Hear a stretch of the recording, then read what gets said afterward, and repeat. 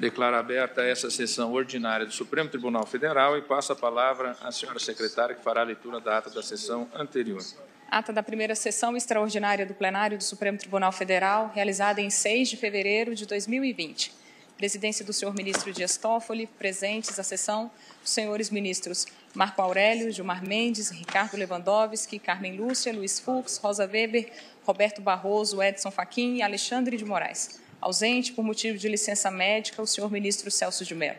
Vice-procurador-geral da República, doutor José Bonifácio Borges de Andrada. Abriu-se a sessão às 14h27, sendo lida e aprovada a ata da sessão anterior. Pergunto se há alguma observação a ser feita. Não havendo, declaro a ata aprovada. Informo a Vossas Excelências que estão presentes neste plenário graduandos do Instituto Superior de Ciências Aplicadas da cidade de Limeira, estado de São Paulo. Sejam todos muito bem-vindos.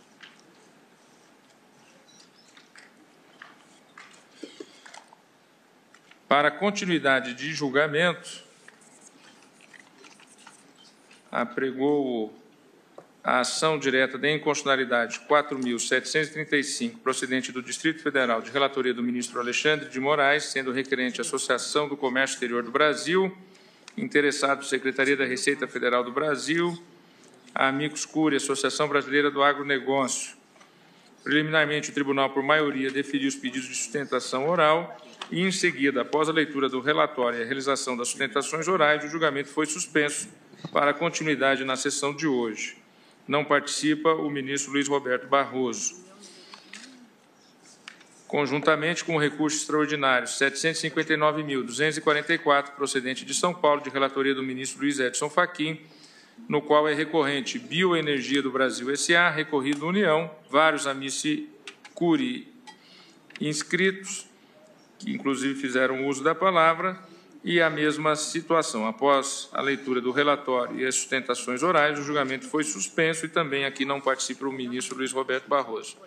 Passo a palavra para o voto ao ministro Alexandre de Moraes, depois para o voto no recurso extraordinário e na ação direta ao ministro Luiz Edson Fachin e, posteriormente, o voto no recurso extraordinário ao ministro Alexandre de Moraes e, a partir de então, colhe os votos conjuntos nas duas ações a partir do ministro Luiz Roberto Barroso. Ministro Alexandre de Moraes.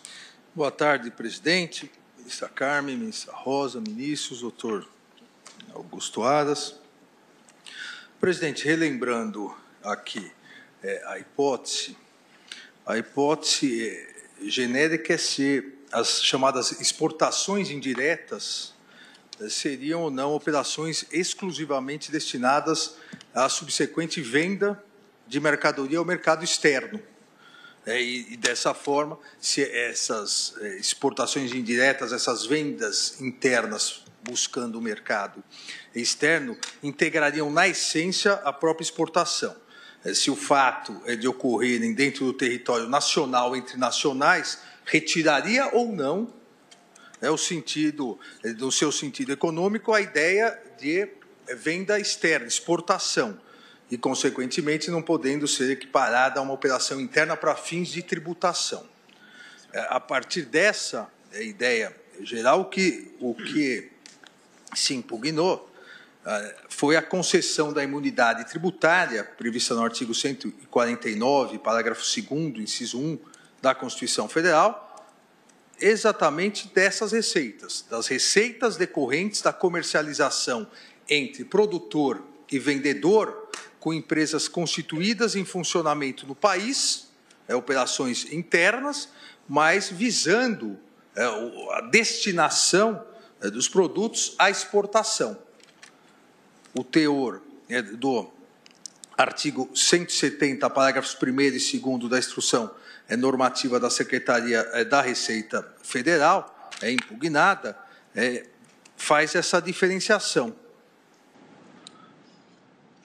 Ou seja, coloca, em resumo, que a receita decorrente da comercialização com empresa constituída em funcionamento do país é considerada a receita proveniente do comércio interno e não de exportação, independentemente da destinação que esta dará ao produto. Então, exatamente a questão controversa aqui é exatamente essa: se é possível, como fez à Receita Federal, a partir da instrução normativa 971 de 2009, se é possível fazer uma diferenciação para fins de imunidade tributária das vendas, das chamadas exportações diretas, a venda diretamente ao exterior, e das vendas ou exportações indiretas, negociações no comércio interno, entre produtor e vendedor, ou mesmo a constituição de empresas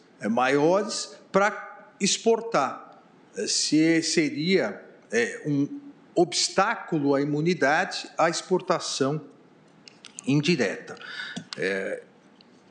Sustenta a autora que esse obstáculo colocado pela Receita Federal, ao afastar a ideia de imunidade, no caso de comercialização com empresas constituídas em funcionamento do país, independentemente da destinação dada ao produto, que essa norma violaria os artigos 5º, 55, 145, parágrafo 1º, 149, parágrafo 2º, inciso 1, 150, inciso 1º, incisos 1 e 2 e 170, inciso 4º, na medida, diz a autora, em que se restringiria a imunidade tributária ao comércio desenvolvido diretamente entre produtores e vendedores sediados no Brasil e adquirentes localizados fora do país, negando, e volto aqui a situar o problema, negando o benefício quando a transação é feita por pequenos ou médios produtores, por meio de empresas, tradings e sociedades comerciais, mas sempre com a finalidade específica de exportação. Alude ainda ao Decreto-Lei 1.248, de 72, que teria equiparado, para fins tributários, a exportação direta e a indireta, sem qualquer diferenciação. Eu inicio ressaltando que, em primeiro lugar, inexiste controvérsia sobre a recepção ou não do Decreto-Lei 1.248, de 72, pela nova ordem constitucional, que faz essa equiparação entre exportação direta e indireta. A recepção do Decreto-Lei 1.248, seu acolhimento pela nova ordem constitucional, inclusive, expressamente reconhecido pelo Poder Público Federal. Isso pode se verificar, entre outras razões, no próprio sítio eletrônico mantido pelo Ministério da Economia, Indústria, Comércio Exterior e Serviços, que considera válido e continua aplicando esse decreto. A discussão envolvendo a alegada equiparação fiscal supostamente realizada pelo Decreto 1.248 entre o exportador direto e indireto, consequentemente, não está aqui em análise, porque recepcionado, o entendimento da sua recepção, inclusive pelo Poder Público, não há impugnação em relação a isso. Diga-se o mesmo em face da argumentação relacionada ao artigo 177, inciso 2º do Código Tributário Nacional.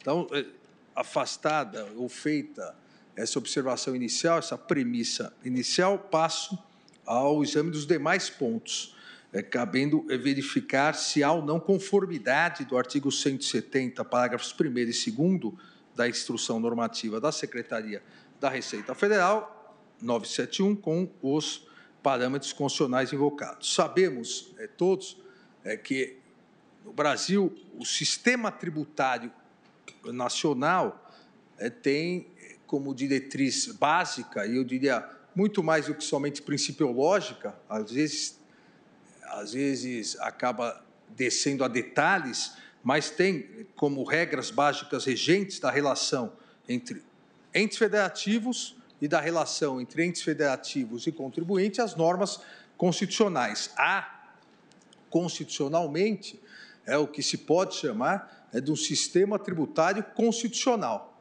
que estabelece não só as competências dos entes federativos, as limitações em defesa do próprio contribuinte, a divisão também de receitas. Ou seja, esse modelo federativo tributário já constitucionalizado em 88 estabeleceu diversos princípios, diversas limitações, e, inclusive, imunidades de que se trata aqui, um dos pontos da presente ação direta de inconstitucionalidade. No caso, o texto constitucional, em seu artigo 149 caput, reservou à União a competência exclusiva para instituir contribuições sociais, intervenção do domínio econômico e interesse de categorias profissionais ou econômicas. E tais, ainda anunciou que tais contribuições pudessem ter suas alíquotas ad valorem, tendo por base o faturamento, a receita bruta, o valor da operação e, no caso de importação, o valor aduaneiro. Mas o mesmo artigo, no inciso 1º, parágrafo 2º, estabeleceu uma regra de imunidade. E aqui é importante salientarmos isso, porque se trata aqui da interpretação de uma regra de imunidade, não, e consequentemente, em sendo imunidade, previsão constitucional, não de isenção. E a interpretação é diversa nessas duas hipóteses. E faço essa observação porque, da tribuna, em algumas sustentações orais, foram citados precedentes do Supremo Tribunal Federal referentes a isenções e não a imunidade. Imunidade sempre prevista constitucionalmente, isenções a possibilidade da lei estabelecer. Então, afasto a incidência dos precedentes citados em isenção, porque não se trata propriamente de hipótese de isenção. A análise é se aplica ou não uma hipótese de imunidade, a imunidade prevista no artigo 149. A regra de imunidade aqui estabeleceu a impossibilidade, a incompetência da União para instituir contribuições sociais e intervenção de domínio econômico sobre receitas decorrentes de exportação. Essa é a ideia. Não há dúvida a respeito, e também não se discute na presente hipótese, a respeito da incidência do preceito sobre as receitas decorrentes das exportações diretas. Ou seja, quando o produtor ou fabricante nacional vende o seu produto diretamente para o comprador estrangeiro. O que se coloca aqui, o debate da interpretação dessa imunidade, se, em relação às negociações entre produtores ou fabricantes, empresas comerciais e exportadoras, constituídas e em funcionamento no Brasil, em território nacional, se essas negociações que, ao final, se destinam a produtos, se destinam à exportação de produtos nacionais, também se aplica a essas operações, as chamadas exportações indiretas. Para fins assim, de maior compreensão, para as exportações indiretas, as empresas podem ser ordenadas em duas categorias. Uma composta por sociedades comerciais, regulamentadas pelo já citado Decreto-Lei 1248, de 72, que possui um certificado de registro especial, de acordo com as normas aprovadas pelo Ministério da Fazenda, são chamadas habitualmente de trading companhias, e outra englobando aquelas que não possuem o certificado de registro especial, mas são constituídas de acordo com o Código Civil brasileiro. Para ambas as hipóteses, a consequência fiscal é a mesma, porque a própria administração tributária dispensa o mesmo tratamento, independentemente das hipóteses, de uma das duas hipóteses. Atualmente, as empresas comerciais exportadoras, independentemente de possuírem o certificado de registro especial, ao adquirirem produtos no mercado interno, para posterior remessa ao exterior, já gozam de outros benefícios fiscais relacionados ao Imposto sobre Produtos Industrializados, o IPI, é o artigo 39 da Lei 9.532, contribuições para o PIS/PASEP, Lei 10.637, COFINS, Lei 10.833, e inclusive também em relação ao ICMS, Imposto sobre Circulação de Mercadorias e Serviços, artigo 3º da Lei Complementar 87/96.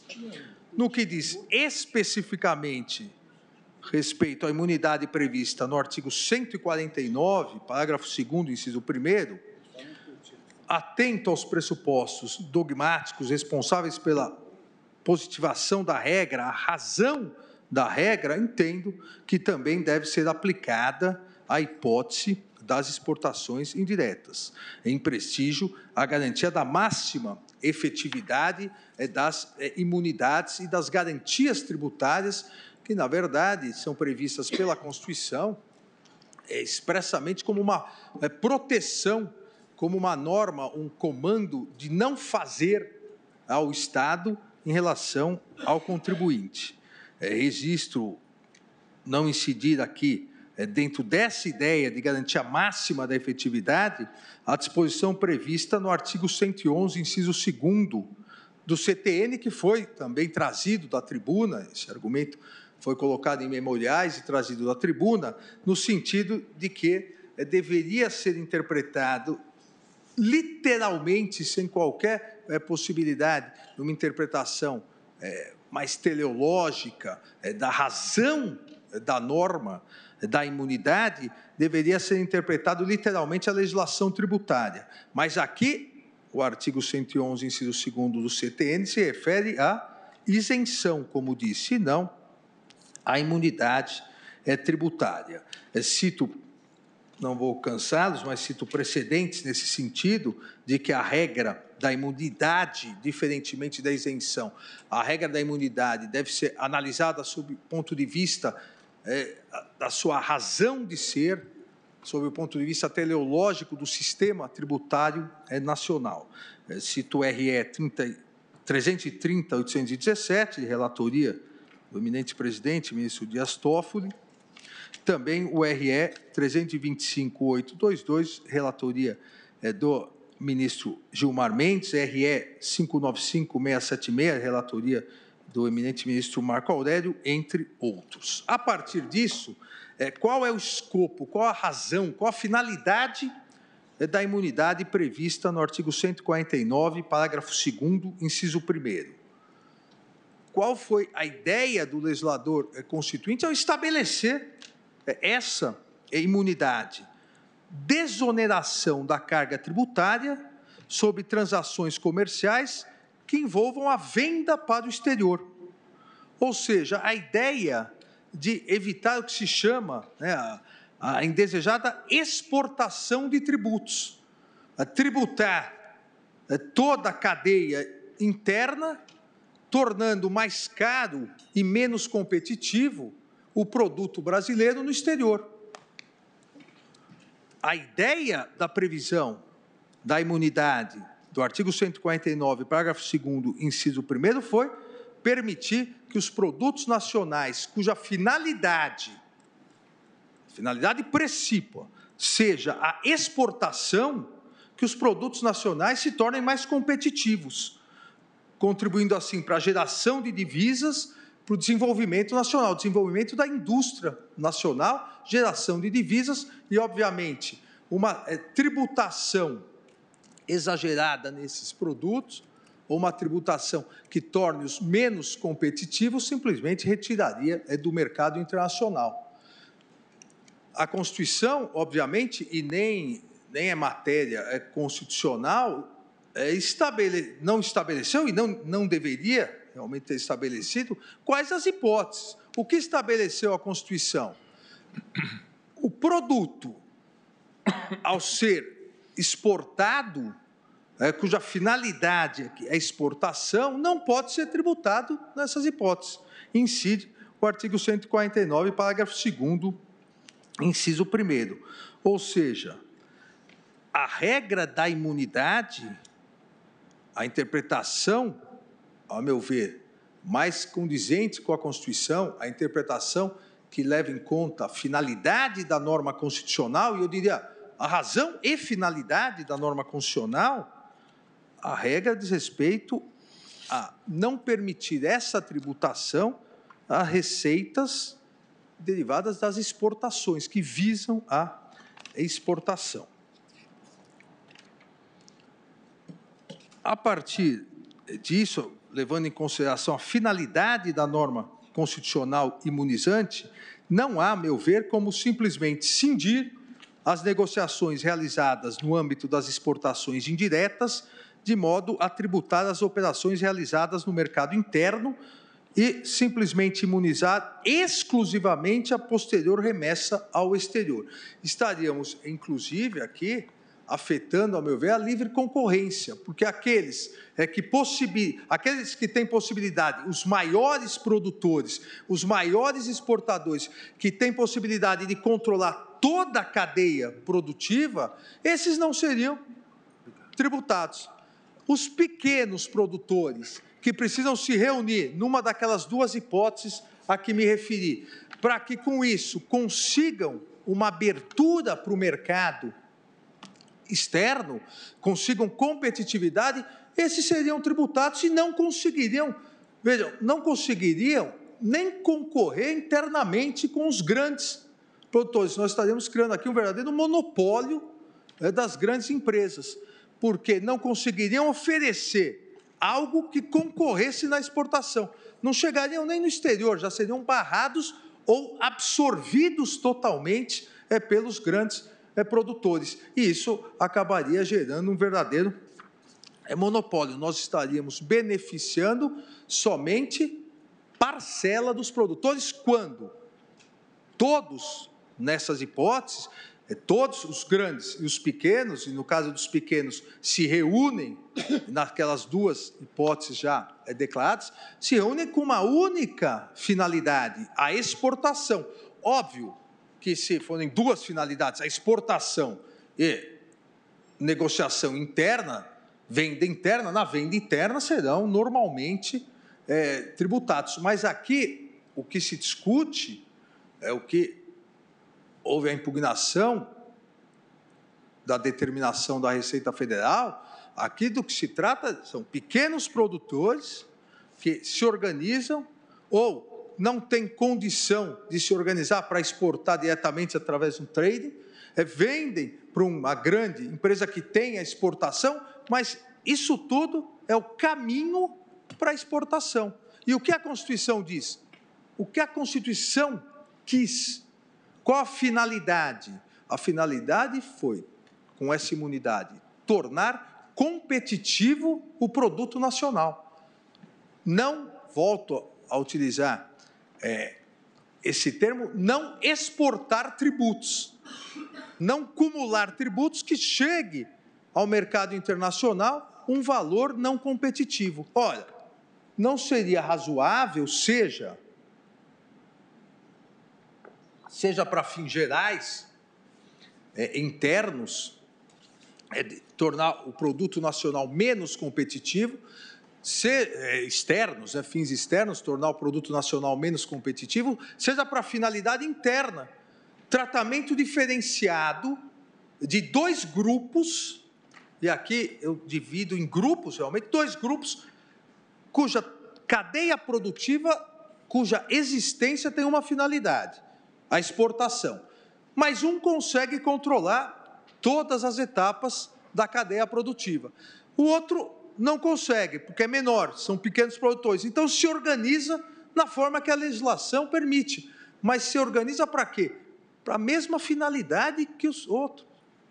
A exportação. Não há, a meu ver, razoabilidade para excluir da imunidade constitucional essa exportação chamada de exportação indireta. Não se trata aqui, entendo, de dar uma interpretação mais ampla e restrita para alargar a regra da imunidade para hipóteses não previstas. Não se trata disso. Me parece que a hipótese constitucional do artigo 149 prevê tanto a exportação direta quanto a indireta, porque a ratio da norma e sua finalidade, ambas, têm o mesmo sentido. A proteção do produto nacional é no exterior. Por que beneficiar só grandes produtores em detrimento dos pequenos produtores? Aqui também, como disse, feriria, ao meu ver, a livre concorrência. Dentro desse cenário, a desoneração das atividades ligadas à exportação parece, a meu ver, ser uma tendência explícita da Constituição. E pode também ser comprovada se nós compararmos com regras que disciplinam a imunidade do IPI, artigo 153, parágrafo 3º, inciso 3º, do ICMS, artigo 155, parágrafo 2º, inciso 10, a linha A. Os negócios realizados pelas denominadas tradings constituem, e aqui é importante também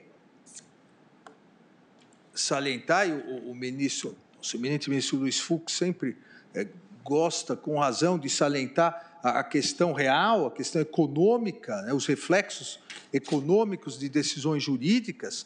Os negócios realizados pelas trading companies constituem uma fatia considerável da nossa balança comercial. É uma fatia que gera profundos reflexos na balança comercial brasileira. Para tanto, basta observar que dados de anos anteriores, aqui o dado é do ano de 2015, o valor das vendas internacionais realizadas por essas trade companies foi de 89,5 bilhões, representando quase 10% do volume total das exportações brasileiras naquele ano. Ou seja, por que conseguem? Conseguem porque o preço é competitivo.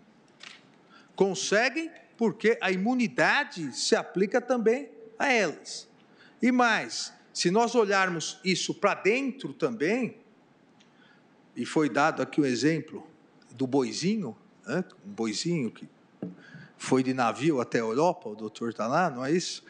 O boizinho do pai dele que foi nadando até a Europa. Veja, se nós olharmos para dentro, a geração de emprego desses inúmeros pequenos produtores, se a imunidade deixa de existir, deixa de ter um preço competitivo para exportação, deixa de gerar emprego internamente. Não há ganho de ninguém, quando a ideia da Constituição foi exatamente essa. A ideia da Constituição foi permitir um verdadeiro favorecimento, porque a imunidade nada mais é do que um favorecimento, não incidência tributária, para quem vai exportar. Não importa se é o grande ou o pequeno, importa se a destinação final é a exportação. Com isso lucra o país externamente na balança comercial e internamente com a geração de renda e emprego. Então, não há dúvida, ao meu ver, de que ao tributar uma parte do todo, ou seja, só as operações internas, acabaria onerando-se, em verdade, toda a exportação. A exportação indireta seria totalmente exonerada, perdendo competitividade em relação àquele que domina, as empresas que dominam todos os passos da cadeia produtiva, e mais do que isso, perdendo totalmente a competitividade internacional no momento em que essas exportações são tão importantes para o Brasil. Em virtude disso, presidente, e resumir o voto exatamente porque também há o recurso extraordinário do eminente ministro Edson Fachin. Então, na verdade, são dois relatores para a mesma matéria semelhantes. Então, resumir, mas em virtude desses argumentos, conheço da apresentação direta e a julgo procedente para declarar a inconstitucionalidade do artigo 170, parágrafos 1º e 2º da Instrução Normativa da Secretaria da Receita Federal do Brasil, número 971, de 13 de dezembro de 2009. É o voto, presidente. Agradeço, ministro Alexandre de Moraes. Como vota tanto no RE como relator, quanto voto vogal na ação direta, o ministro Luiz Edson Fachin. Pois não, senhor presidente, eminentes pares, faço uma saudação especial às sustentações orais dos ilustres advogados que assomaram a tribuna, de ambas as partes que se puseram em controvérsia, quer nesse recurso extraordinário 759-244, quer na ambiência da ação direta e constitucionalidade 4735, que vem de ser relatada pelo eminente ministro Alexandre de Moraes, a quem também saúdo pelo voto que traz a colação a este colegiado, concluindo, ao final, pelo acolhimento integral da declaração de nulidade constitucional, ou seja, da declaração de inconstitucionalidade acerca dos dispositivos da instrução normativa em causa. No que diz respeito à ação direta de inconstitucionalidade, senhor presidente, adianto desde logo que o exame que fiz vai ao encontro da conclusão a que chegou e a hora apresentou o eminente ministro Alexandre de Moraes do julgamento procedente. Eu estou fazendo essa manifestação inicialmente porque creio me cumpre antes votar na ADI de Sua Excelência e, em seguida, apresentar a percepção que tenho no recurso ordinário e a respectiva conclusão que farei em síntese, eis que, tendo acompanhado, como desde logo faço, na procedência da ADI, já se verifica que eu estou também acolhendo a pretensão manifestada neste recurso ordinário e farei uma breve síntese para prestar contas do inciso 9º do artigo 93 da Constituição, ou seja,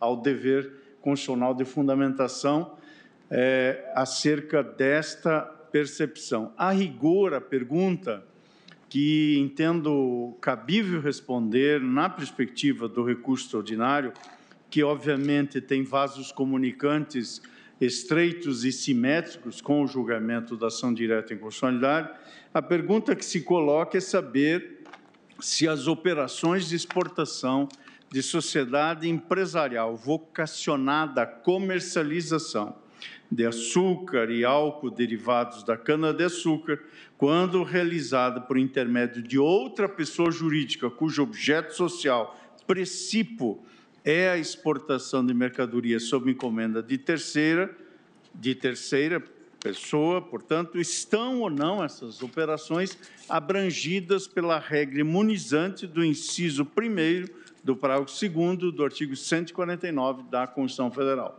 Como se sabe, esse inciso 2º e esse inciso 1º do parágrafo 2º desse artigo prevê que as contribuições sociais e de intervenção no domínio econômico não incidirão sobre as receitas decorrentes de exportação. E, portanto, o que se coloca em questão, além do tema já verticalizado na ação direta de inconstitucionalidade, é esta que acabo de sintetizar, questão que teve a repercussão geral reconhecida em 2013 já, por esse Supremo Tribunal Federal, portanto, reconhecendo que há uma questão constitucional e que o caso transcendia a situação concreta ali vertente, e, portanto, por isso foi afetada a sistemática da repercussão geral, a temática quanto à aplicabilidade da imunidade referente às contribuições sociais sobre receitas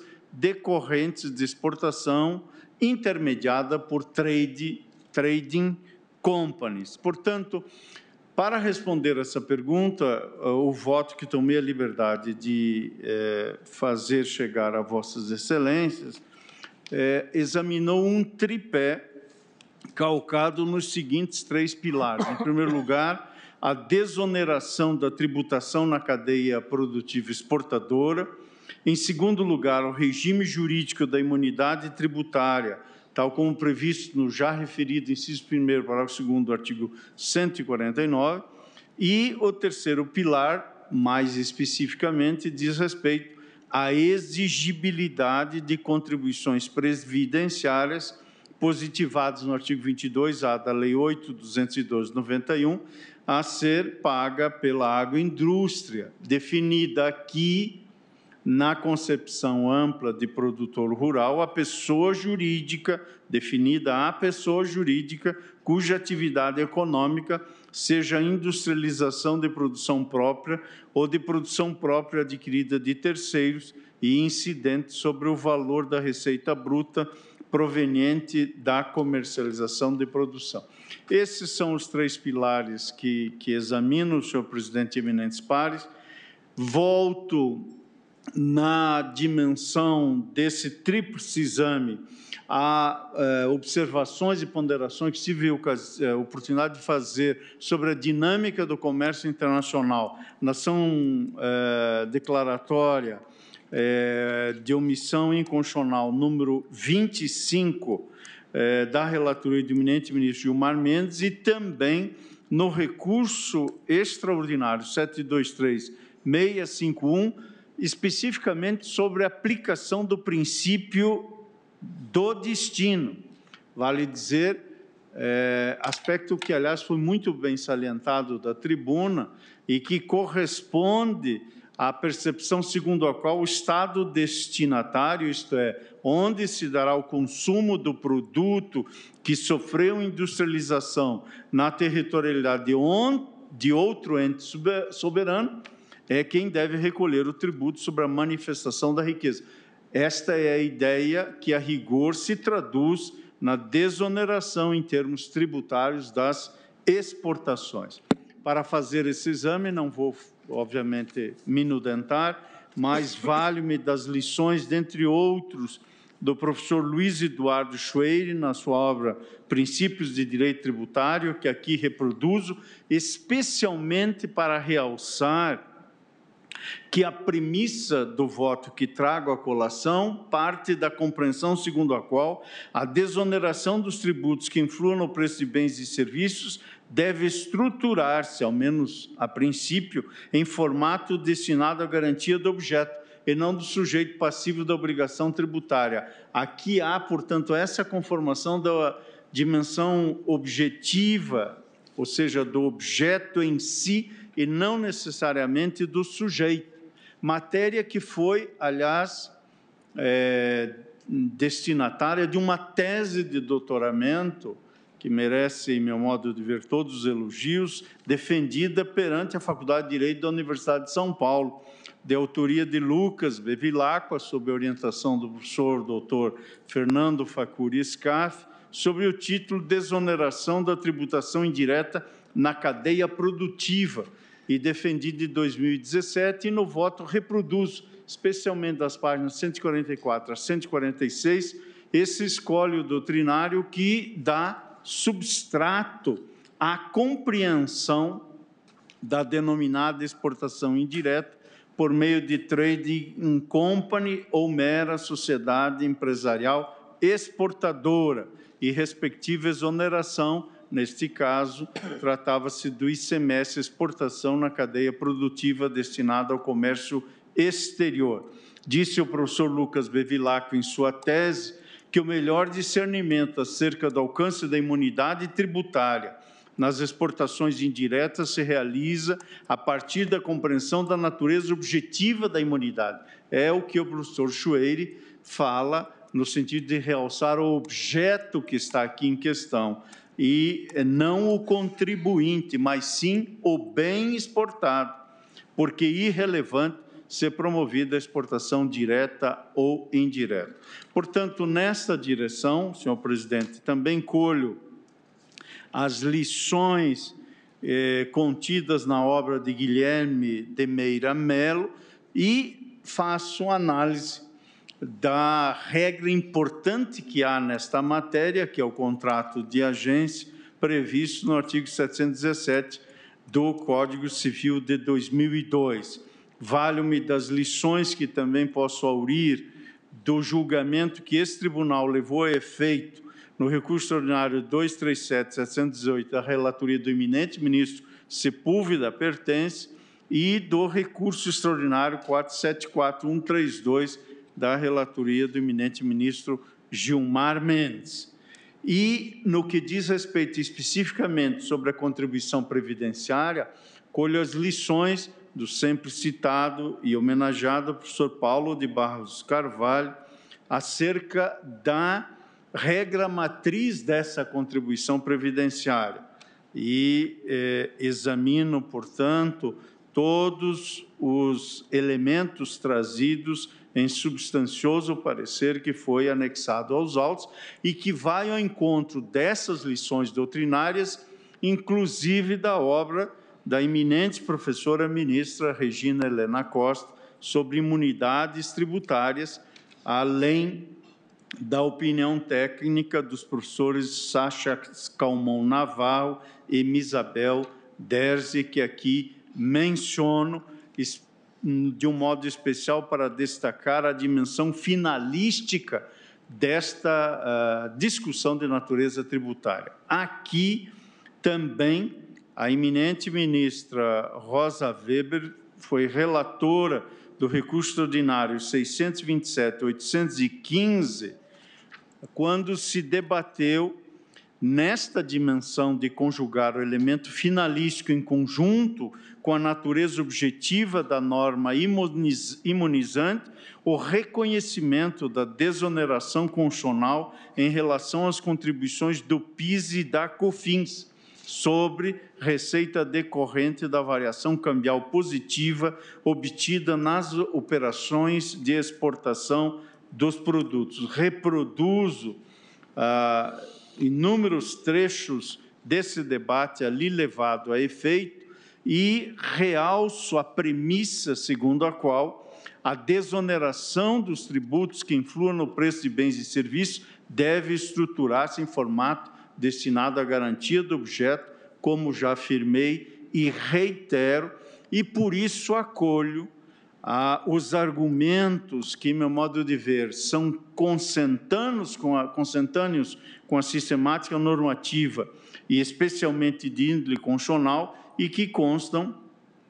do parecer apresentado da lavra do eminente professor Paulo de Barros Carvalho e que reproduzo no voto. Por isso, senhor presidente, com essas breves observações, o voto mais alongado irei juntar, mas reitero que acompanho integralmente e creio que esta compreensão vem capitaneada pela relatoria do eminente ministro Alexandre de Moraes em controle concentrado e constitucionalidade e aqui no controle difuso na sede desse recurso extraordinário, nada obstante submetido à relevância da sistemática geral, eu estou conhecendo do recurso extraordinário para dar provimento ao recurso com a finalidade de reformar o acórdão recorrido e conceder a ordem mandamental, assentando a inviabilidade de exações baseadas nas restrições presentes no artigo 245, parágrafo 1º e 2º da Instrução Normativa 3 de 2015, no tocante às exportações de açúcar e álcool realizadas por intermédio de sociedades comerciais. E, por isso, para efeito da repercussão geral, propõe-se que a deliberação, caso vá eventualmente nesse sentido, assente que a norma imunizante contida no inciso 1º do parágrafo 2º do artigo 149 da Constituição da República alcança as receitas decorrentes de operações indiretas de exportação caracterizadas por haver participação negocial de sociedade exportadora intermediária. É como voto, senhor presidente. Agradeço ao ministro Luiz Edson Fachin, inclusive pela objetividade. E Sua Excelência acompanha o relator na ação direta e no RE do qual é relator, dá provimento. Como vota o ministro Alexandre de Moraes no RE? Acompanho o eminente relator, dando provimento ao recurso. Ministra Rosa Weber, como vota? Senhor presidente, senhores ministros, senhor procurador-geral da República, cumprimento todos, em especial os eminentes relatores, os advogados que assomaram à tribuna em competentes sustentações orais. Como visto, o que está em jogo, tanto na ação direta de inconstitucionalidade da relatoria do ministro Alexandre de Moraes, como no recurso extraordinário em repercussão geral sobre a relatoria do ministro Edson Fachin, tema 674, é a interpretação do artigo 149, parágrafo 2º, inciso 1 da Constituição Federal, que todos sabemos, eu relembro até por demasia, tem o seguinte teor. Parágrafo 2º. As contribuições sociais e de intervenção no domínio econômico de que trata o caput desse artigo, inciso 1, não incidirão sobre as receitas decorrentes de exportação. Trata-se de hipótese de imunidade objetiva, que, como tal, é certo, comporta uma interpretação restritiva. Mas, na minha visão, tal como expuseram com todo o brilho os eminentes relatores, tanto a interpretação literal do dispositivo quanto a interpretação teleológica na linha da jurisprudência da Corte não autorizam uma interpretação que distinga entre as ditas exportações diretas e exportações indiretas.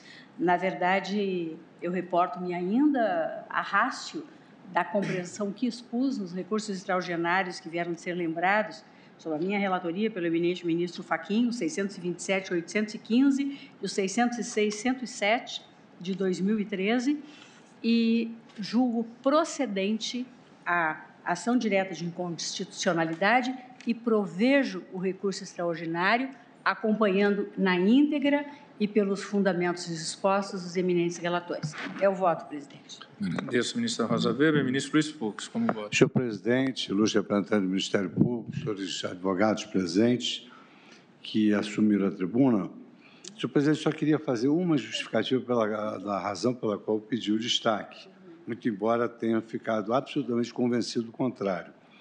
É que no sistema tributário há regras que excluem a tributação de etapas antecedentes à exportação textualmente. Então, há leis aqui que excluem dessas contribuições, por exemplo, que eu anotei,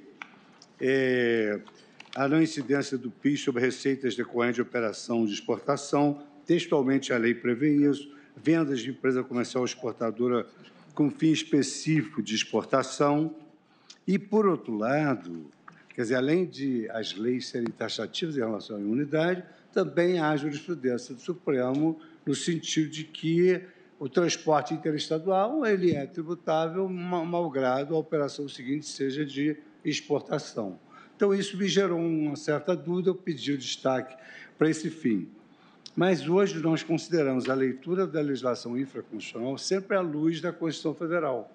Então, a melhor solução que erige uma resposta judicial que está condizente com a justiça fiscal é essa proposta pelo ministro Alexandre, pelo ministro Fachin, no sentido de que haveria uma desigualação, até aqui foi destacado pelo eminente advogado da tribuna, por exemplo, de um produtor potente que pode exportar diretamente é aquele que precisa da trading para conseguir clientes e colocar a sua mercadoria no plano internacional.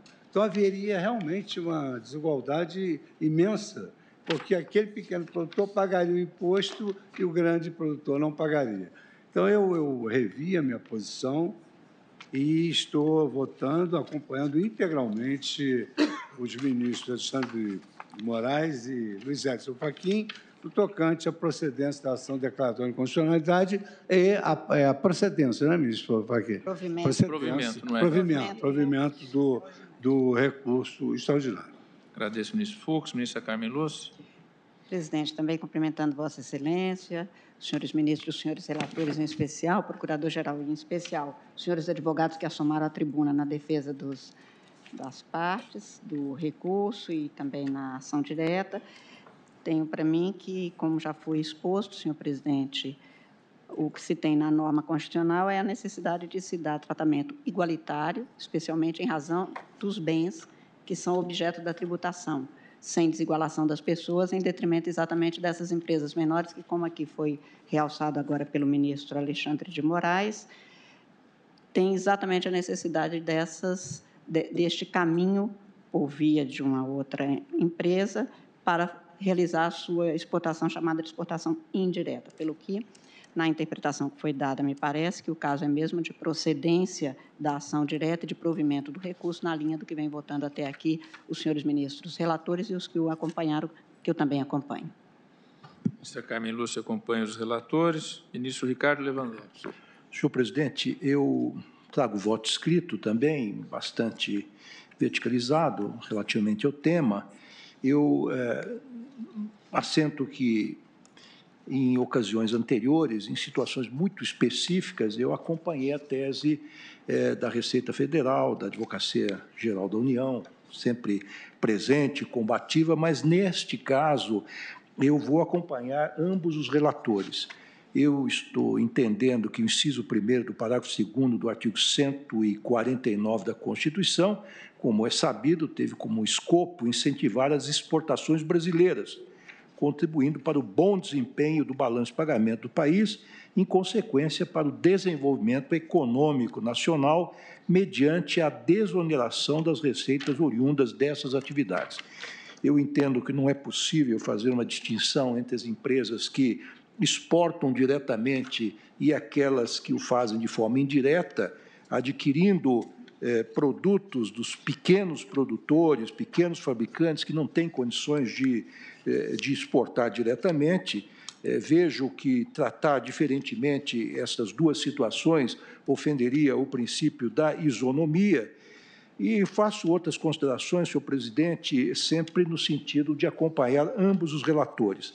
Mas eu faço uma observação em meu voto, que é a seguinte, presidente, que no caso, ou se existir esta hipótese de as exportações não se concretizarem, estas receitas estarão sujeitas à tributação, não incidindo a regra imunizante.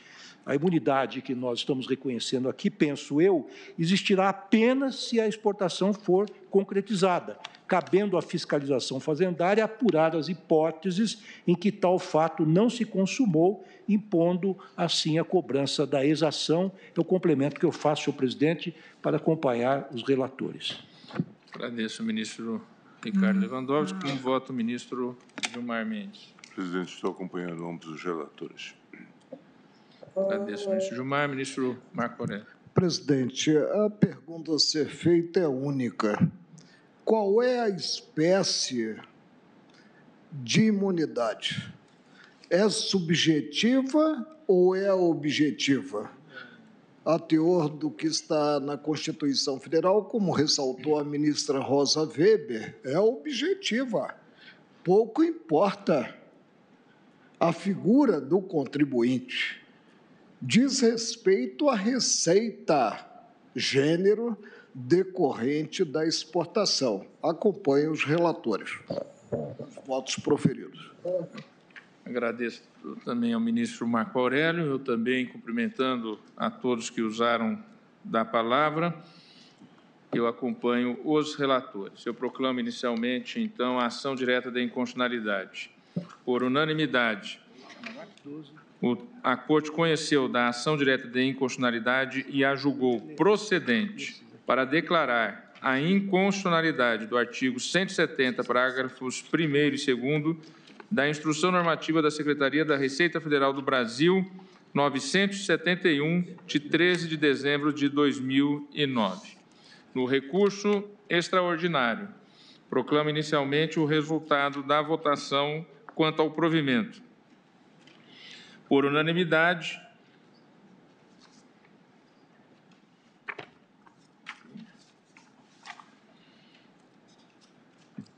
a Corte conheceu do recurso extraordinário e a ele deu provimento, com a finalidade de reformar o acordo recorrido e conceder a ordem mandamental, assentando a inviabilidade de exações baseadas nas restrições presentes no artigo 245, parágrafo 1º e 2º da Instrução Normativa 3/2005, no tocante às exportações de açúcar e álcool realizadas por intermédio de sociedades comerciais exportadoras.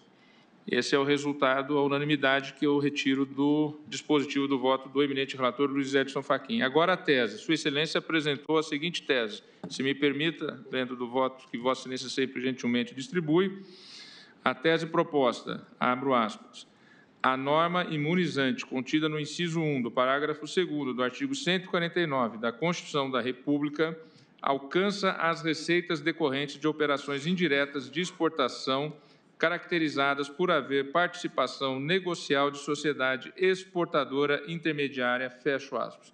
Pergunto se estão todos de acordo com a tese.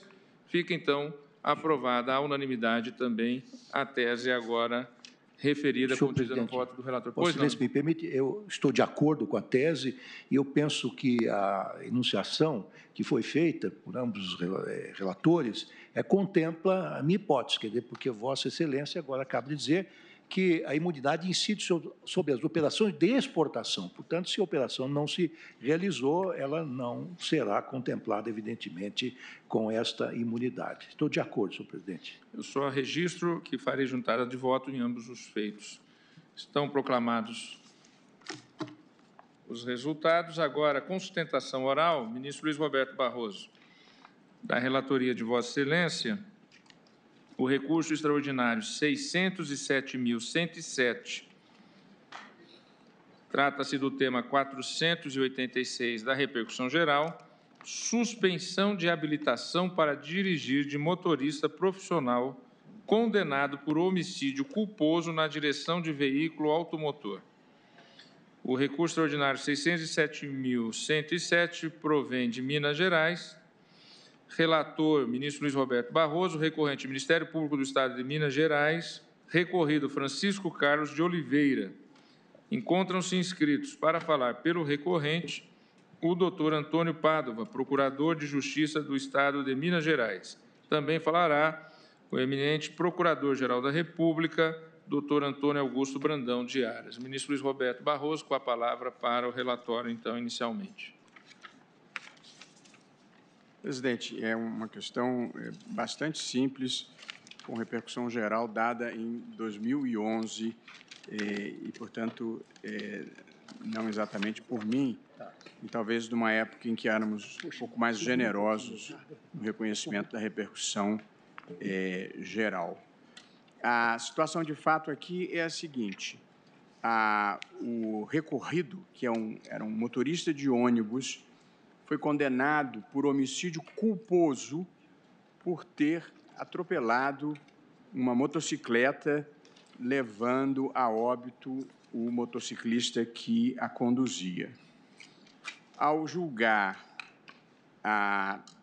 o caso em primeiro grau de jurisdição, o juiz de primeiro grau condenou o réu por homicídio culposo a uma pena de detenção de 2 anos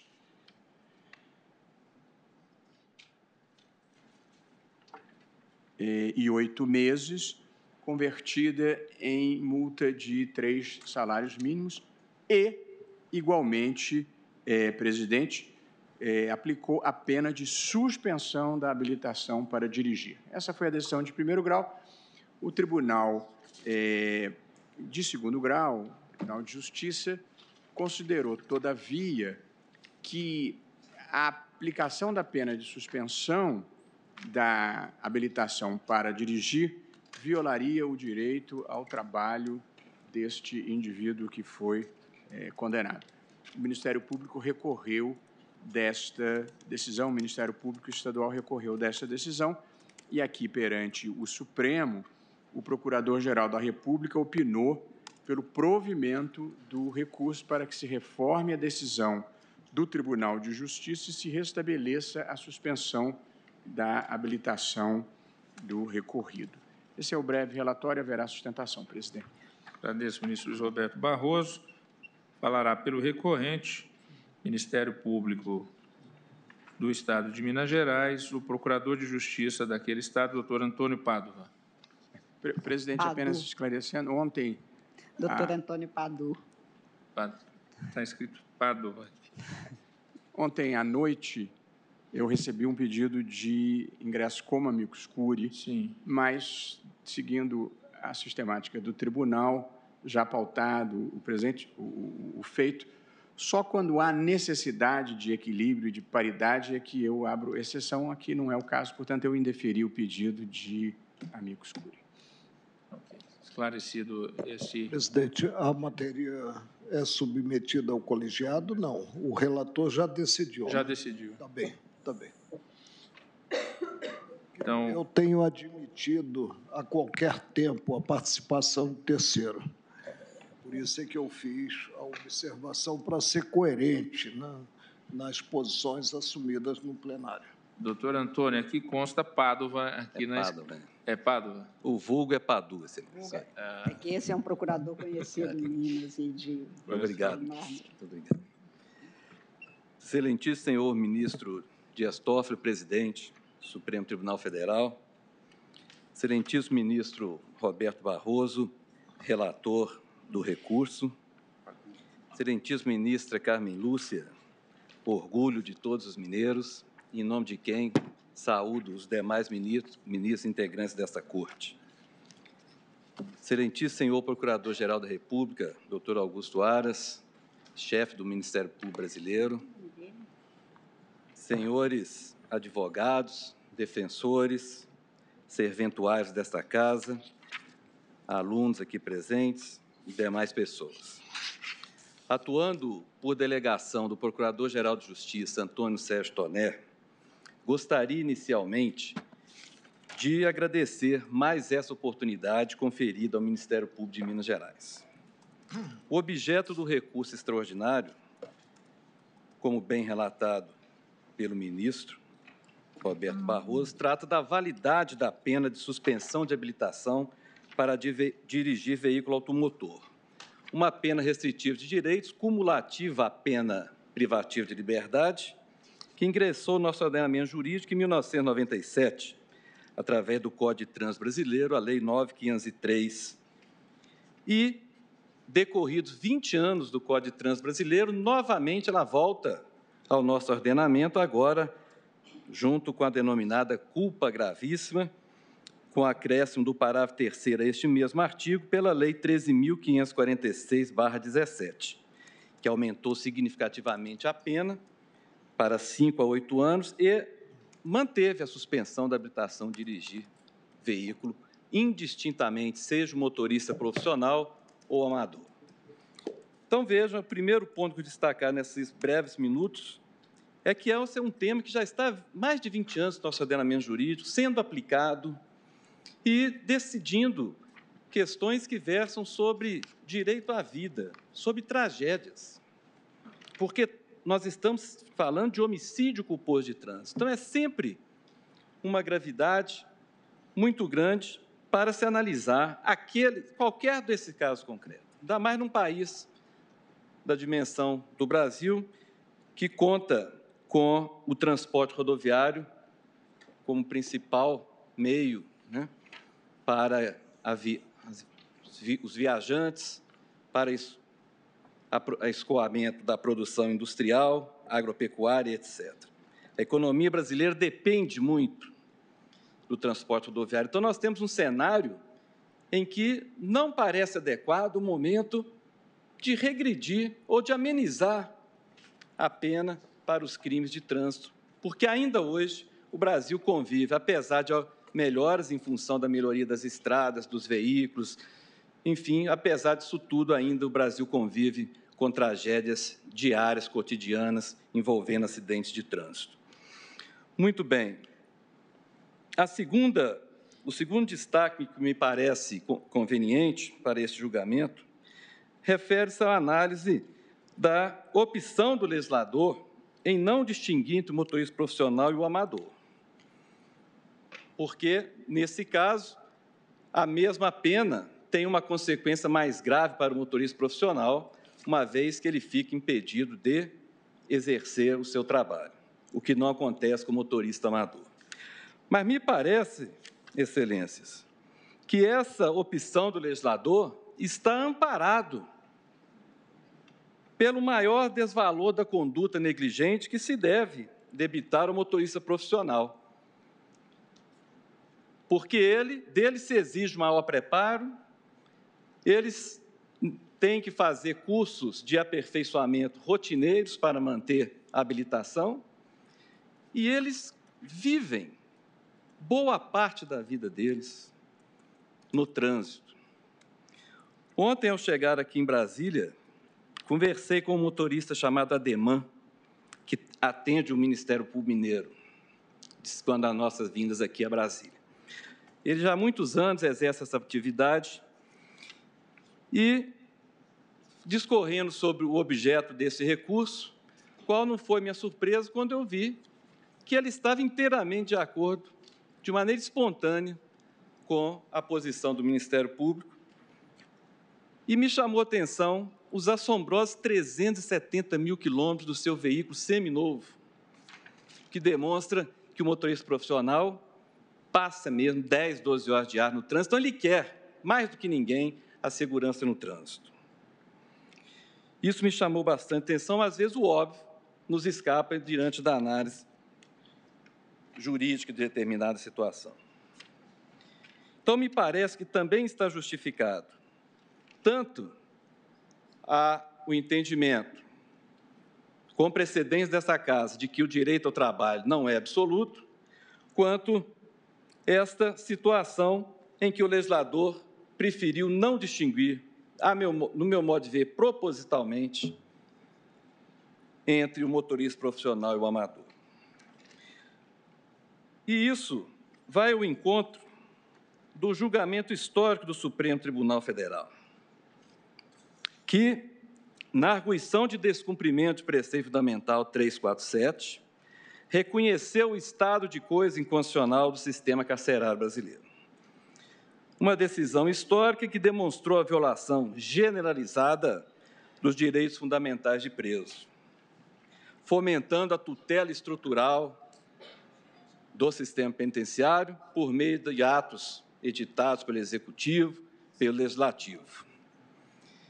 E aqui, em nome da maior racionalidade da aplicação da lei penal, como indicativo da própria decisão do Supremo, nós temos a opção, a oportunidade de referendar uma pena restritiva de direitos que contém talvez o mesmo poder preventivo da pena privativa de liberdade. Né? Então, também nesse sentido, com devido respeito aos defensores, ao amigo defensor público, ou à categoria dos motoristas, me parece também por esse motivo que essa categoria tem à sua disposição a pena restritiva de direitos. Porque, do contrário, imaginando o não provimento do recurso ministerial, a prevalência da decisão do Tribunal de Justiça de Minas Gerais, o promotor de justiça, lá no início da ação penal, diante de um caso concreto de homicídio de trânsito, diante daqueles laudos de levantamento de local que hoje vêm coloridos, né, demonstrando a tragédia decorrente do acidente de trânsito, ele fica numa posição difícil, não é difícil, ele fica numa posição que ele sente a responsabilidade do cargo. Porque você tem 4 opções dentro dos crimes de trânsito. Primeiro, aquele que é decorrente da fatalidade, não há dolo nem culpa, então não há elemento subjetivo, não há tipicidade, não há o que fazer no âmbito judicial, da justiça criminal. Existe também aquele caso em que está clara uma situação de culpa, realmente, independentemente aqui do resultado, há que se conformar, o juiz da tipicidade vai ser homicídio culposo de trânsito. E algumas situações já estão sendo apresentadas no cotidiano de dolo direto de homicídio ao volante, casos mais raros, mas que o motorista utiliza esse instrumento com dolo direto, e aí também não há discussão, vai para o dolo direto. Mas boa parte dos crimes de trânsito ficam nessa zona de penumbra entre aquela velha discussão do dolo eventual e da culpa consciente. Ante a previsão do resultado, o motorista que age com dolo eventual assume o risco, prossegue na conduta independentemente do que vier a ocorrer. O motorista que atua com culpa consciente, diante da previsibilidade do resultado, ele acredita levianamente que não vai gerar esse resultado, mas acaba por ferir a vítima. Então, nesses casos, e boa parte dos crimes de trânsito vamos chegar, basta, por exemplo, um acidente com excesso de velocidade e avanço de sinal. Já dá para discutir aí, já dá para argumentar juridicamente a respeito do dolo eventual. Então, se o promotor de justiça vai ter 2 opções nessa situação. Se ele olha para a lei compromissado que ele está com a sociedade local, ainda mais nas comarcas do interior, e percebe ali que ele tem a possibilidade, com a claríssima demonstração de culpa, de um processo mais célere, de uma condenação segura, de uma aplicação da pena restritiva de direitos que traz consigo a força que se espera da sentença condenatória, a força preventiva, tanto especial em relação àquele motorista, como geral em relação a todos os demais motoristas. Ele está plenamente satisfeito, ainda mais considerando que a vítima poderá buscar indenização no âmbito do direito civil. Agora, se ele não percebe essa possibilidade, ele tem um drama particular, que é estar diante da tragédia e falar assim, vai sobrar uma pena de multa, um eventual pedido de indenização no cível e o motorista continua dirigindo. Isso leva o promotor, não porque ele goste da pena maior, da pena do homicídio doloso, mas é a responsabilidade do cara.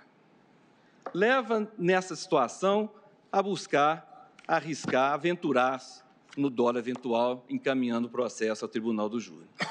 O juiz vai receber essa denúncia, tendo uma linha argumentativa, normalmente ele vai aceitá-la, vai fazer a instrução e, no momento da pronúncia, novamente, aquilo que passou para o promotor agora vai ao juiz. Ele tem uma resposta a dar àquela sociedade, o caso é grave e pode envolver crianças, idosos, etc. E ele, então, tem a saída mais fácil, vamos dizer assim, e correta, que é encaminhar a decisão para os próprios membros daquela sociedade, que é o tribunal do júri. Chegando ao tribunal do júri, que aí nós vamos ter o juiz de certeza para a condenação, mas agora já não cabe mais discussão acadêmica a respeito de dolo eventual, culpa consciente, porque estamos diante de um colegiado leigo. E aí o promotor vai oferecer aquela foto, aquela tragédia ali anunciada em cores no laudo de levantamento de local e a acusação está pronta, com grande chance de condenação do motorista. E em Minas Gerais, muitos juízes em Minas, antecipando a discussão legislativa e antecipando a posição do Supremo, têm decretado a prisão do acusado, do sentenciado, no própria sessão tribunal do júri, argumentando que não cabe mais análise de mérito e que, portanto, já pode se iniciar a execução daquela pena, em primeira instância. Então, se percebam, o motorista profissional hoje está sujeito a uma pena por homicídio doloso de trânsito que ele vai cumprir imediatamente a sessão. E aí, me parece que também em relação à categoria dos motoristas profissionais, seria, então, prudente, porque, mantendo-se uma pena tão grave quanto a pena de prisão, mas uma pena mais racional, ele escapa do crime por dolo eventual. Ah, mas o promotor pode denunciar? Pode, mas aí a defesa tem uma força argumentativa muito grande, diante da confissão, diante dele assumir o risco perante, assumir sua conduta perante os jurados e a afirmação de que ele está, pelo menos temporariamente, fora das estradas, tendo que eu conseguir um outro emprego, é uma sanção que me parece que vai afetar a consciência dos jurados, porque ela implica o quê? Racionalidade do sistema penal. O Ministério Público não quer trabalhador motorista no sistema carcerário, não. Mas nós não queremos também que o índice de acidente de trânsito continue na mesma proporção que se encontra. Então, Excelência, são esses os argumentos que nós gostaríamos de trazer, agradecendo, mais uma vez, a especial atenção desta Casa. Muito obrigado. Agradeço, doutor Antônio. Pelo que eu entendi, o doutor Augusto Aras retira a inscrição. E voto curtinho. Devolvo a palavra ao relator. Eu penso que um tema simples. Bem simples, bem simples. Pois não. Portanto, terminaremos a tempo do intervalo sem depender de mim. Se bem que nós já aprendemos que simples, às vezes, não se revela dessa forma. Como visto e bem exposto, cumprimento o ilustre procurador que esteve na tribuna, é uma hipótese bastante simples em que um motorista de ônibus atropelou e matou culposamente um motociclista, foi julgado pela Justiça de Minas, condenado a uma pena de detenção que foi convertida em pena pecuniária e também se aplicou a pena autônoma e não propriamente medida restritiva de direito, está prevista expressamente, de suspensão da habilitação para dirigir pelo período de 2 anos e 8 meses. A decisão aqui impugnada é do Tribunal de Justiça do Estado de Minas Gerais, que considerou que, como se tratava de um motorista profissional, a decisão que suspendia o seu direito de conduzir veículo automotor interferia com o seu direito ao trabalho e liberdade de profissão. Todas as vênias e respeitosas vênias ao Tribunal, Egrégio Tribunal de Justiça de Minas, não penso assim, estou encaminhando em sentido diverso, presidente, por 3 brevíssimos fundamentos. O primeiro, o direito ao trabalho e a liberdade de exercício de profissão, como nós já repetimos à saciedade aqui, não é um direito absoluto, não existe direito fundamental absoluto e, portanto, mesmo os direitos fundamentais podem ser restringidos pela lei, desde que a restrição seja razoável. Portanto, descarto esse primeiro fundamento. Acrescento, presidente, o fundamento da individualização da pena. Apenas leio para facilitar quem esteja acompanhando, o Código de Trânsito prevê o seguinte relativamente a esse delito: praticar homicídio culposo na direção de veículo automotor, penas detenção de 2 a 4 anos e suspensão ou proibição de se obter a permissão ou a habilitação para dirigir veículo automotor. E no que diz respeito a motorista profissional, o mesmo dispositivo preceitua.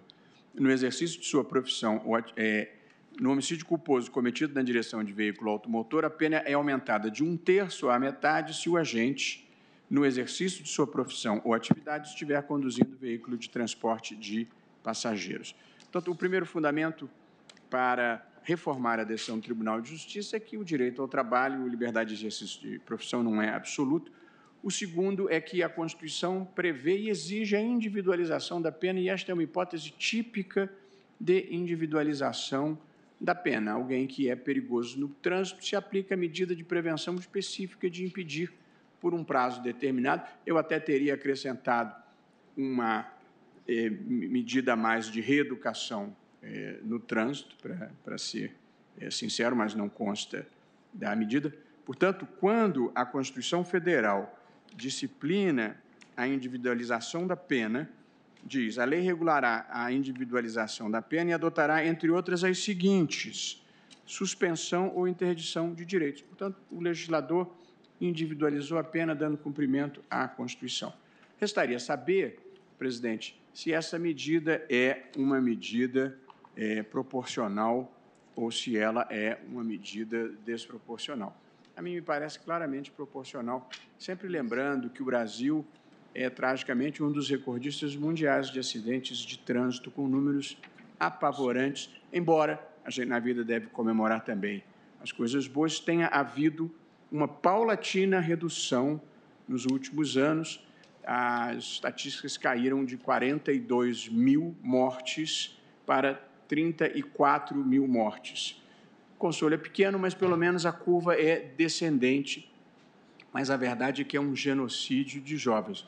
Se nós somarmos com os 60 e tantos que morrem por homicídio, morte violenta no Brasil, nós temos 100 mil jovens, as vítimas preferenciais são jovens, que morrem no Brasil todos os anos. É um genocídio de jovens e, portanto, a conscientização no trânsito é decisiva. No Rio de Janeiro, que é a minha cidade, a lei seca produziu resultados extraordinários na redução de acidentes de trânsito, impedindo que as pessoas dirijam embriagadas, que é uma advertência que se deve fazer. Todas as sextas-feiras eu termino a minha aula na graduação na Universidade do Estado do Rio de Janeiro e digo: se beberem, não dirijam.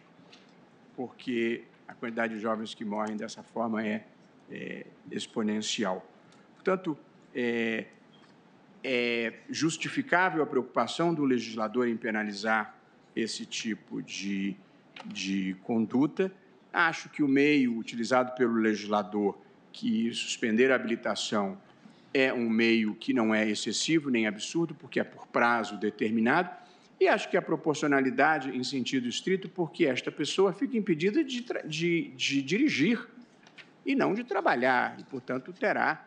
eu sei que o mercado de trabalho, nesse momento, é um problema, mas ele não está impedido de trabalhar em qualquer outra atividade. Sempre lembrando, presidente, que a pena prevista é pena privativa de liberdade. Portanto, quando você priva fisicamente a liberdade de alguém pela pena corporal, ela não pode dirigir, não pode trabalhar, não pode sair. Portanto, aqui nós estamos falando de um mínus em relação à pena privativa de liberdade.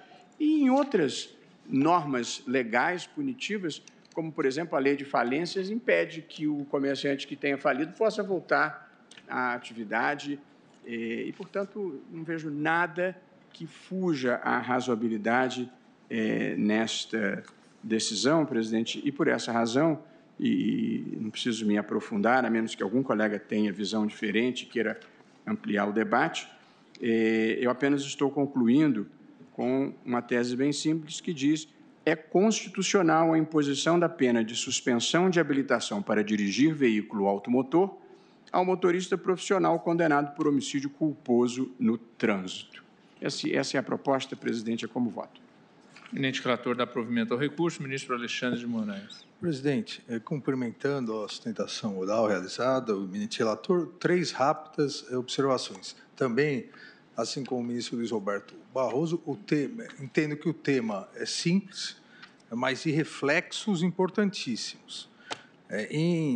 Essa primeira observação que faço, em maio de 2011, esse tema é tão importante que a ONU se reuniu e fixou a década de ação pela segurança no trânsito no mundo todo. Até 2020, a meta era a redução em 50% das mortes. No mundo, para se ter uma ideia, morrem aproximadamente por ano 1.350.000 pessoas de acidentes automobilísticos. 1.350.000 pessoas. E mais 50 milhões de feridos. Como salientou o eminente relator, é um genocídio, porque principalmente jovens que acabam morrendo. A ONU fixou essa meta, infelizmente, essa meta termina agora em 2020, o Brasil não conseguiu atingir, em que pese conseguiu estabilizar e diminuir um pouco. Não conseguiu a meta de 50%. No Brasil, a cada hora, por hora, morrem 5 pessoas em acidentes automobilísticos, colisões ou atropelamentos. 5 pessoas por hora. Com impacto no sistema de saúde enorme. 60% dos leitos do SUS são ocupados por vítimas de colisões e atropelamentos. Até porque não são só mortes, né? São as pessoas que ficam... Exato. Então, para cada morte... Lesionadas. Para cada morte, mais ou menos em torno de 38 a 40 feridos. Então, imagine, nós já temos um grande problema de falta de leitos. 60% dos leitos do SUS são ocupados por pessoas que foram atropeladas ou em virtude de colisão se ferindo. É uma questão gravíssima que coloca, lamentavelmente, ainda o Brasil em 4º lugar no ranking, nesse ranking negativo, em números absolutos, não por 100 mil habitantes, mas em números absolutos. O Brasil só ganha da China, que é a primeira, Índia e Nigéria.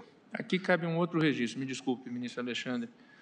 Os padrões de exigência de segurança nos veículos automotores no Brasil ainda estão aquém dos padrões de Europa e Estados Unidos.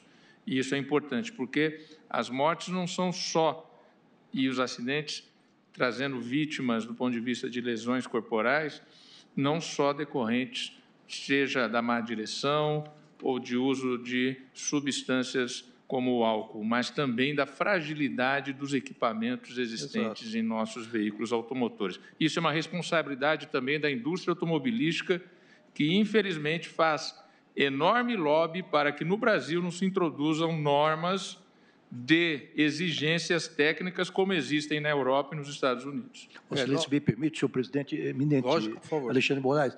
Ademais, também há responsabilidade do poder público, porque o estado de conservação e de segurança das nossas estradas e nossas ruas, as vias públicas, é lamentável. Isso também é um fator que causa acidentes. Apenas, não tem nada a ver isto com o que nós estamos discutindo, é apenas um pano de fundo, mas são anotações, me parece, observações que vossas excelências fazem, que são muito importantes. Desculpe, senhor. Exato. Mas eu, como ministro Luiz Roberto, também acho que devemos comemorar o que melhora. Quando o ministro Luiz Roberto era jovem, se utilizava ainda o cinto, não de 3 pontas. Se eu quero dizer que eu ainda sou jovem, há muito tempo, mas ainda sou jovem. Não, se nós pegarmos há um tempo atrás, era o cinto de uma ponta só. Né? Não se utilizava cinto de 3 pontas, ou seja, isso foi melhorando, mas ainda é há uma verdadeira necessidade de políticas públicas para coibir. E uma das políticas públicas, certo que a última rácio é o direito penal. Como salientou o ministro Luiz Roberto, por isso aqui é a segunda rápida observação, o artigo 5º, inciso 13 da Constituição, e nós, recentemente, até numa DPF de minha relatoria, a DPF 183, em 18 de novembro do ano passado, julgamos a questão de possibilidade ou não de limitação do exercício de profissão, no caso a DPF em relação a músicos, mas a Constituição admite limitações desde que razoáveis e, principalmente, né, desde que essa razoabilidade e legitimidade seja para evitar o uso inadequado do exercício de determinada atividade, que é exatamente o que ocorre aqui. Alguém que acabou praticando um delito de trânsito profissional ainda agiu com culpa, ele pode e deve poder ser sancionado. Lembrando que é razoável, é legítimo, não incide nas proibições constitucionais de pena e mais, não é a única previsão legislativa de suspensão do exercício de determinada profissão. Eu lembro aqui, os advogados podem ser suspensos, o Estatuto da OAB, os médicos, engenheiros, arquitetos, profissionais de enfermagem, os servidores públicos. Então, aqui entra na razoabilidade, a compatibilidade com a conduta praticada, consequentemente, assim como o eminente ministro relator, eu voto pelo provimento do recurso interposto pelo Ministério Público, afastando a exclusão da pena de suspensão de habilitação para dirigir veículos automotor. Agradeço, ministro Alexandre. Ministro Luiz Edson Fachin. Senhor presidente, eminentes pares, eminente ministro relator, que traz o voto sobre essa matéria que suscita a necessidade do exame da conformidade constitucional do preceito secundário que está contido nessa norma de feição penal e inserida no Código Brasileiro de Trânsito, no que foi, quanto à conclusão e à fundamentação, acompanhado pelo voto agora proferido pelo ministro Alexandre Moraes.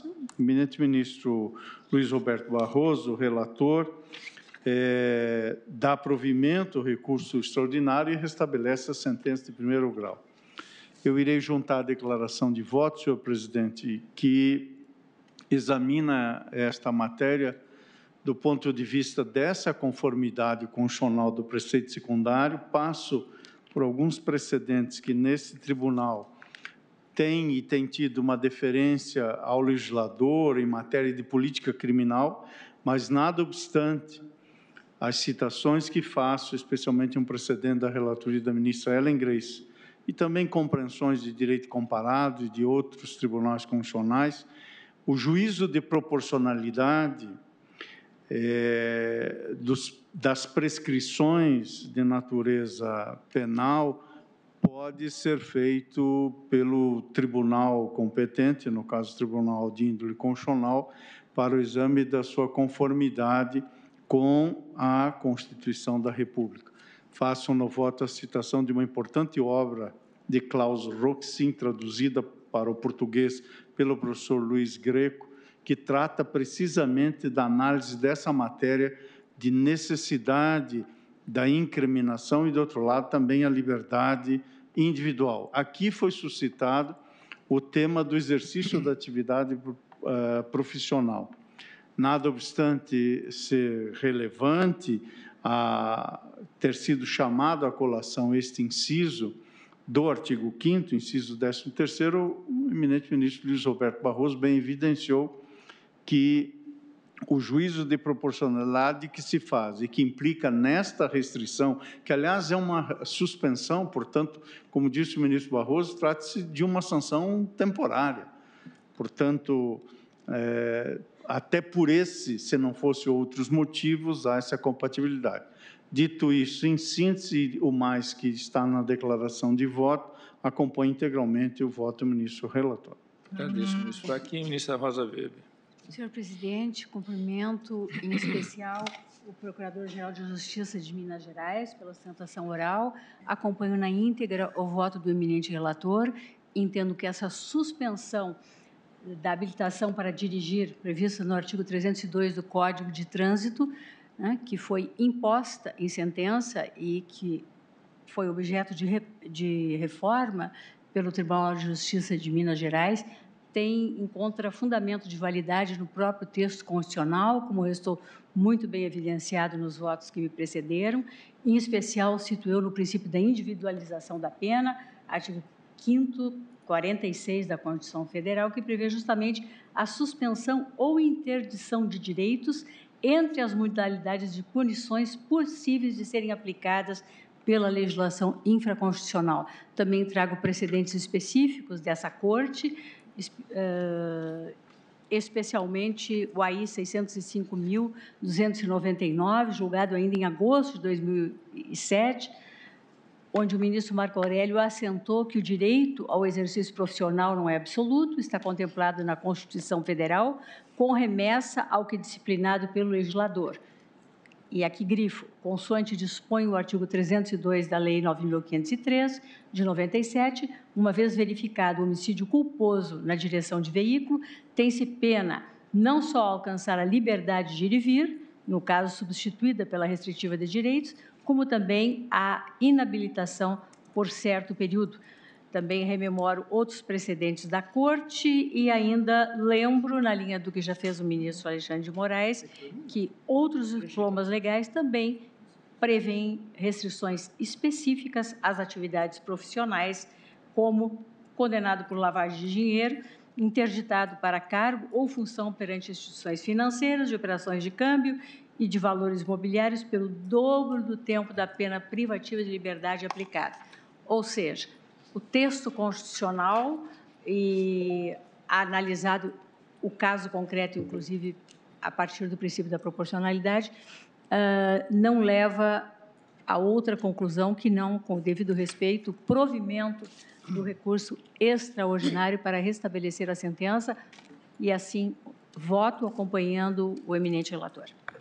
Agradeço, ministra Rosa Weber. Ministro Luiz Fux. Senhor presidente, agradeço à Corte, luz representante do Ministério Público, representante do Ministério Público, sustentor da tribuna. Senhor presidente, eu faço aqui apenas 3 anotações.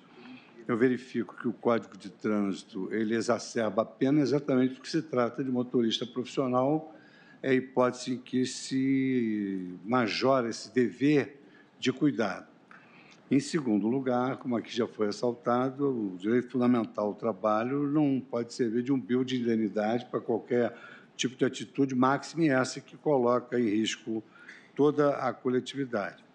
Por outro lado, senhor presidente, até pela feição que tem com a matéria, o professor Richard Posen, quando trata da análise econômica do direito, ele versa sobre o consequencialismo das decisões judiciais e a sua aptidão para dissuadir um comportamento social inadequado. Então, esse é o tipo de acordo de jurisprudência exemplar do Supremo Tribunal Federal que vai trazer uma advertência maior ainda para aqueles que conduzem esses veículos coletivos e acabam causando aquilo que muito bem destacou o Procurador-Geral de Minas Gerais como uma verdadeira tragédia, que morrem jovens, motociclistas, entregadores de encomendas, enfim. É realmente uma situação que merece essa jurisprudência exemplar que foi aqui preconizada pelo ministro relator, a quem eu acompanho. Agradeço, ministro Luiz Fux. Ministra Carmen Lúcia.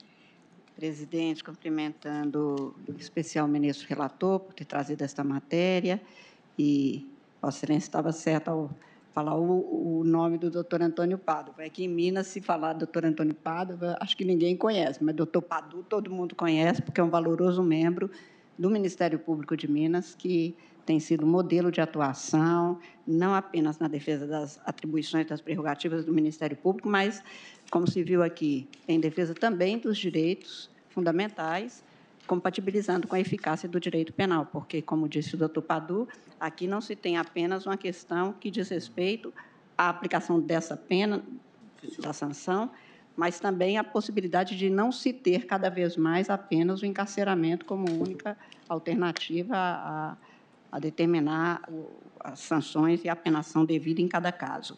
Também estou acompanhando, senhor presidente, o ministro relator, no sentido do provimento do recurso, em razão da aplicação, no caso, do princípio da proporcionalidade, que foi enfatizada no voto do ministro relator, pela individualização da pena, e porque, como foi também realçado, a Constituição, ao estabelecer o direito ao trabalho, que foi enfatizado pelo Tribunal de Justiça Mineiro e que aqui está sendo afastado, não proíbe, evidentemente, que se estabeleçam as condições para que esse exercício se dê, e, neste caso, decorre de uma conduta específica e temporária, como é próprio de toda sanção.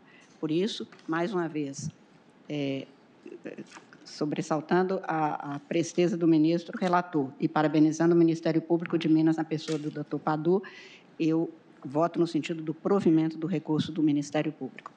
Agradeço, ministro Carmen Lúcia. Ministro Ricardo Lewandowski. Senhor presidente, eu acompanho o relator, especialmente na assertiva que Sua Excelência fez, no sentido de dizer que não existe direito fundamental absoluto. E, inclusive, em se tratando de direito de trabalho, do exercício de qualquer trabalho, ofício ou profissão, a nossa Constituição já estabelece um limite, no artigo 5º, inciso 3º, dizendo que é preciso, para exercer esse direito, não só atender às qualificações profissionais, mas também aquelas disposições que a lei estabelecer. Entendo que a pena foi proporcional, o que seria vedado pela Constituição seria o estabelecimento de uma pena perpétua, até porque a nossa Constituição veda expressamente que se apene alguém de forma perpétua, que não é o caso, porque trata-se de uma simples suspensão pelo prazo de 2 anos e 8 meses, salvo engano, 2 anos e alguns meses. Eu verifico também, senhor presidente, e assento isso no meu voto, que do ponto de vista do direito administrativo,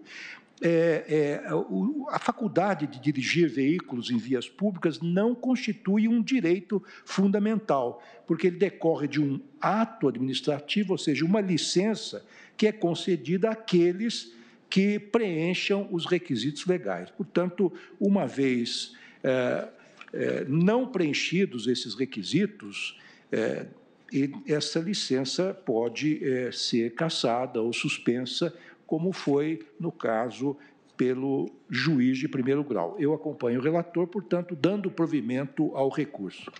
Agradeço, ministro Lewandowski. Ministro Marco Aurélio. Presidente, os dados estatísticos lembraram-me um jornalista que tem atuação considerada essa matéria, o trânsito.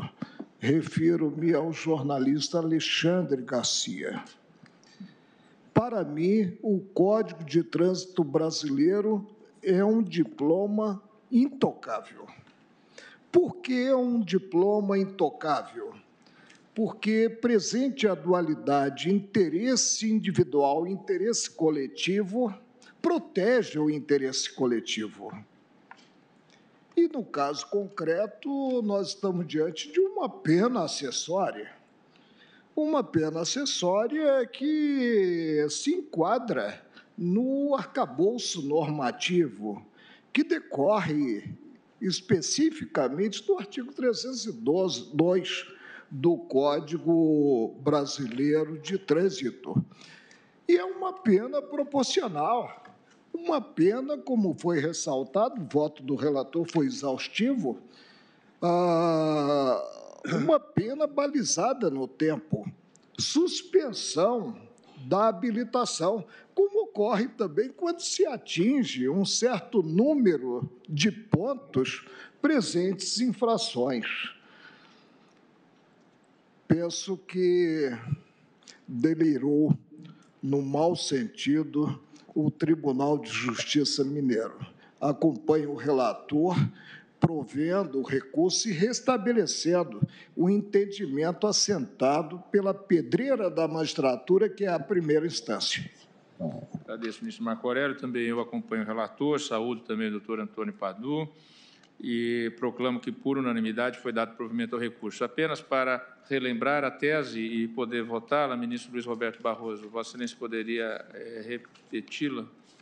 Certamente, presidente. Bem singela e focada na questão concreta, é constitucional a imposição da pena de suspensão de habilitação para dirigir veículo automotor ao motorista profissional condenado por homicídio culposo no trânsito. Todos de acordo com a tese? Aprovada também à unanimidade a tese. É um caso que pode parecer, do ponto de vista jurídico, simples, mas do ponto de vista da sua relevância e importância, ministro Luiz Roberto Barroso, eminentes colegas, é dos casos, penso, mais importantes que nós julgamos nos últimos tempos. Suspendo a sessão pelo prazo regimental.